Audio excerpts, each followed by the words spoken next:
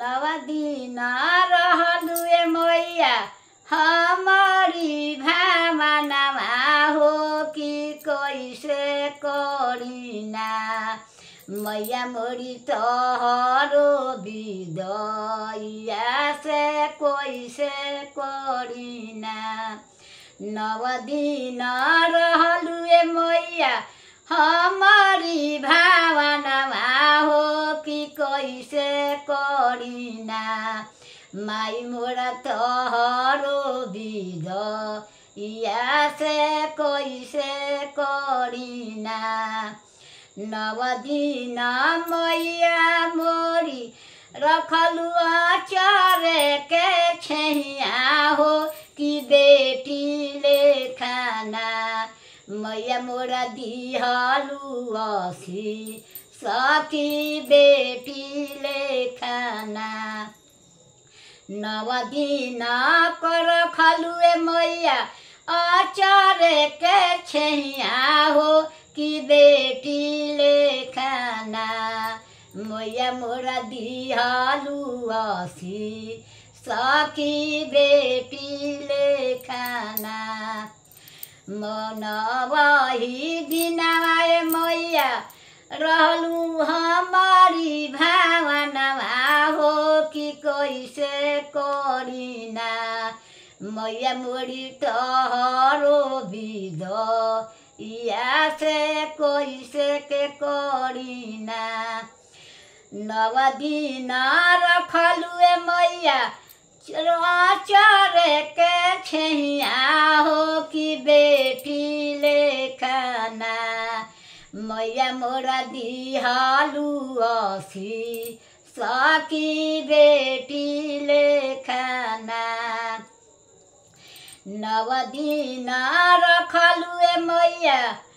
बेटी के सामनामा हो कि कैसे गइलु ना अपना बेटिया के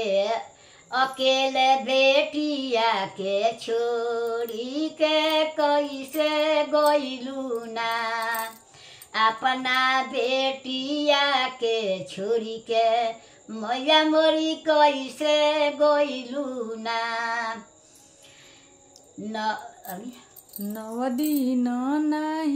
नवदिन नाही लागे मैया भूखिया पियसिया हो कि देखते रहनी ना मैया मोरी तोहरो सूरतिया हो कि देखते रहनी ना नवदिन ना लागे मैया भूखिया न पियसिया हो कि देखते रहनी ना मैया मोरा तोहरो सूरतिया हो कि देखते रहनी ना कवने खसुरावाए मैया हमारा से भइल हो बताई के ना गइलु ना हो ना बताई के गइलु ना अपना बेटिया के छोड़ी के मैया तू कहवा गइलु ना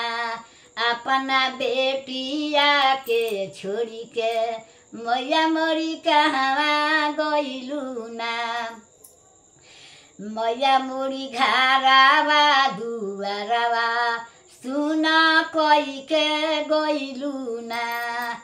आप हमर घरवा दुआंगनवा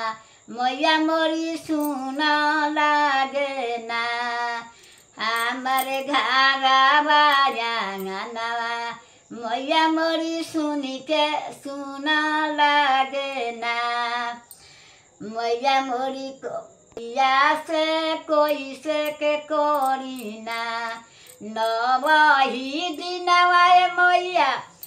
हमारी भावनामा हो से कोई से करिना मैया मोरी तोहरो विदया से कोई से करिना बूढ़ पुरानिया बानी, दिमाग होले नहीं खे, दिमाग के खराब हो गल बा। तो कहे के मतलब तनी तनी एने ओने हो जाला एगो अक्षर आ विदाई के बेरा गावल जाला ना, तो उहो लड़किए न हई मैया, बेटिए न हई छठी माई, मैया दुर्गा माई। गाँव जवार में सुन के चल जाइलो।